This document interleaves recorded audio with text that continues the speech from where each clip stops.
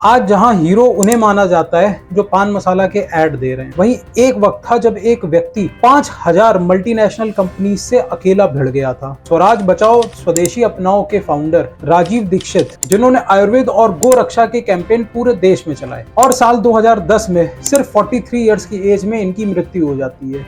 हमारे शास्त्रों में एक मंत्र है, वो मंत्र ये कहता है कि दुश्मन को, आग को, कर्जे को और बीमारी को कभी नहीं छोड़ना चाहिए।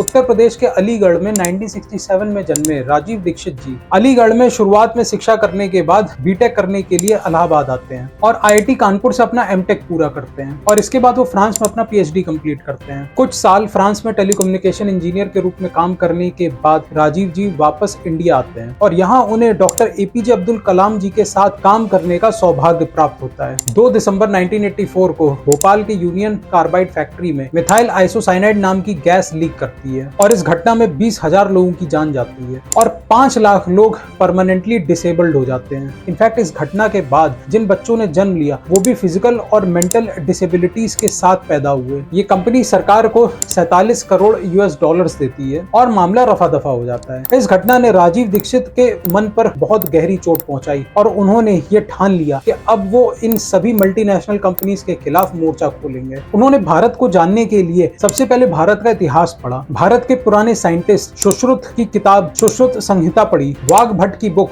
अष्टांग हृदयम पढ़ी और 1992 में अपनी जॉब छोड़ने के बाद फुल टाइम आजादी बचाओ आंदोलन शुरू किया। 1 साल पहले 1991 में इंडिया की इकोनॉमी बैंकरप्ट होने जा रही थी और सरकार को इंडियन मार्केट को ओपन करना पड़ा लिबरलाइजेशन, प्राइवेटाइजेशन, ग्लोबलाइजेशन, ये एलपीजी रिफॉर्म्स के माध्यम से। और इसके बाद जो फॉरेन प्रोडक्ट्स थे उनको इंडिया की मार्केट मिल गई और इस तरीके से ढेर सारे विदेशी कंपनियां इंडिया में आ गई अपने प्रोडक्ट्स को बेचने के लिए। इन रिफॉर्म से फायदा ये हुआ कि भारत में ढेर सारी प्राइवेट जॉब्स खुल गई और साथ ही इंडिया की जीडीपी बढ़ी, लोगों की परचेजिंग पावर बढ़ी, साथ ही कंपटीशन की वजह से अच्छे प्रोडक्ट्स लोगों को तुरंत अच्छी सर्विस के साथ मिलने लगे। जैसे पहले कार के नाम पे सिर्फ एम्बेसडर या फिएट गाड़ी आपको मिल सकती थी, आज ढेर सारी विदेशी कंपनी लाइन लगा के खड़ी हुई थी नई नई कार्स के साथ, और वो भी अट्रैक्टिव प्राइजेस पे। स्कूटर में जहां बजाज चेतक या प्रिया सबसे ज्यादा पॉपुलर होता था, आज ढेर सारी बाइक्स आ गई थी और ये सब इंडियन कंपनीज के साथ कॉम्पीट कर रही थी। लेकिन इसका नुकसान ये हुआ कि ये विदेशी कंपनीज जो इंडिया में आ रही थी अपने खराब सस्ते प्रोडक्ट्स इंडियन मार्केट में डंप कर रही थी। जहां कार्बोनेटेड वाटर, पेप्सी और कोका कोला के रूप में बेचा जा रहा था, वहीं पे अगर बच्चों की हाइट बढ़ानी है, उनको एनर्जी देनी है, तो कॉम्प्लान, बॉर्नविटा और हॉर्लिक्स जैसे ये ड्रिंक्स ढेर सारी चीनी बेच रहे थे अलग अलग फ्लेवर्स के साथ।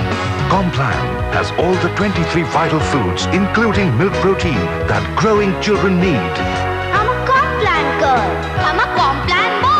स्नैक्स में पामोलिन ऑयल का यूज किया जा रहा था, जिससे लाइफस्टाइल डिसीजेस जैसे डायबिटीज, ब्लड प्रेशर और हार्ट अटैक की संख्या बढ़नी शुरू हो गई। और इस तरीके की कंपनीज जो झूठी मार्केटिंग करके अपने प्रोडक्ट्स को इंडिया में डंप कर रही थी, उसके विरोध में आजादी बचाओ आंदोलन बनता है। इन्होंने छोटे गाँव से लेके बड़े शहरों तक एक एक जगह जाना शुरू किया, लोगों में सेमिनार्स और ढेर सारी सभाओं के माध्यम से अवेयरनेस फैलानी शुरू करी। इन्होंने 30,000 से ज्यादा लेक्चर्स दिए, जिनमें टॉपिक्स होते थे इंडिया गुलाम क्यों हुआ, इंडिया आज भी गुलाम क्यों है। इन्होंने एलोपैथी को एक्सपोज किया और स्वदेशी कंपनीज को कैसे प्रमोट किया जाए। और बीमार ना पड़े उसके लिए 4 मोटी मोटी बातें हमेशा याद रखना।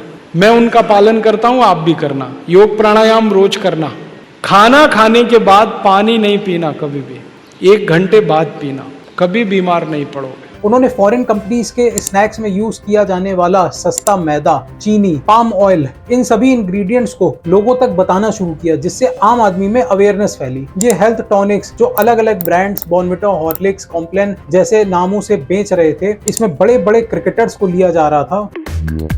Boost is the secret of our energy. Data और फैक्ट्स के साथ इन सभी को एक्सपोज करना एक एक करके शुरू किया गया। वो जितना ज्यादा होम्योपैथी और आयुर्वेद को सपोर्ट करते थे, उतना ही ज्यादा एलोपैथी को अपोज करते थे। उन्होंने होम साइंस को बहुत सपोर्ट किया, जैसे सर्दी, खांसी, जुकाम के लिए हल्दी वाला दूध, कफ एंड कोल्ड के लिए अदरक का जूस, काली मिर्च। उन्होंने अपने जीवन काल में काफी बुक्स लिखी, जैसे आरोग्य मंत्र, स्वदेशी चिकित्सा, गौ माता पंचकव्य चिकित्सा, जीरो बजट खेती, टांग हृदय, और इस तरीके की कई बुक्स उन्होंने लिखी, जिनसे आगे की की जनरेशन ने काफी इंस्पिरेशन ली। 1999 में राजीव दीक्षित बाबा रामदेव से मिलते हैं। 10 साल तक साथ में रहने के बाद दोनों ने भारत स्वाभिमान आंदोलन नाम का एक मंच बनाया। इस ट्रस्ट के चेयरमैन बाबा रामदेव थे और जनरल सेक्रेटरी राजीव दीक्षित। आस्था चैनल के माध्यम से राजीव दीक्षित एक एक घर में पहुंच गए और इनकी रीच और इनके फॉलोअर्स बहुत तेजी से बढ़ते हैं। हमारे देश की सरकार ने 63 साल की आज़ादी में जितनी भी कमेटियां बनाई हैं दवा के क्षेत्र में कोई निष्कर्ष निकालने के लिए,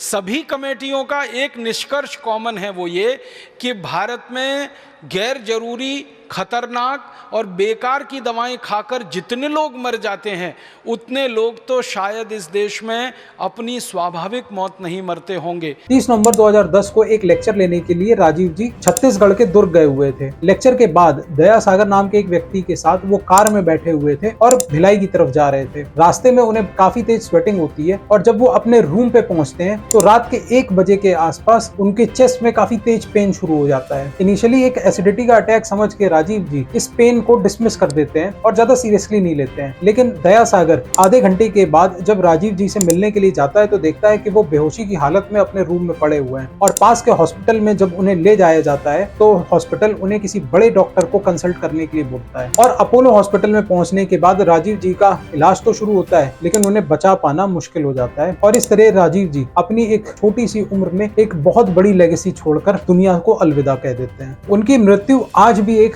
रहस्य है और प्राइम मिनिस्टर ऑफिस ने साल 2019 में इनकी डेथ पे एक इन्वेस्टिगेशन के ऑर्डर दिए, जहां कुछ लोगों का मानना है कि जो मोर्चा उन्होंने मल्टीनेशनल कंपनीज के खिलाफ खोला था उन्होंने शायद स्लो पॉइजनिंग करके राजीव जी को मारा है। वहीं कुछ लोग एलिगेशन बाबा रामदेव पे लगाते हैं कि बाबा जी को जेलसी फील हो रही थी राजीव जी की पॉपुलैरिटी से, बट बाबा रामदेव ने इन सभी एलिगेशंस को सिरे से नकारा है। क्योंकि राजीव भाई जी स्वदेशी की बहुत बातें आप सबको बताया करते थे, लेकिन जो भी भगवान का विधान वो आज हमारे बीच में नहीं है, लेकिन उनकी बहुत याद आती है। उनकी डेड बॉडी को अलीगढ़ ना ले जाके पतंजलि योगपीठ हरिद्वार ले जाया गया और यहीं पे उनका अंतिम संस्कार होता है। राजीव दीक्षित जी ने इतनी पढ़ाई करने के बाद करोड़ों रुपए की नौकरी को लात मारा और देश हित में काम किया, लोगों में अवेयरनेस फैलाई। मेरे गुरु हैं जिनका नाम है श्री धर्मपाल, बहुत बड़े इतिहासकार हैं। वो बार बार मुझे ये कहते हैं कि देखो, जिस देश में गुलामी आ जाती है, जिस समाज में गुलामी आ जाती है,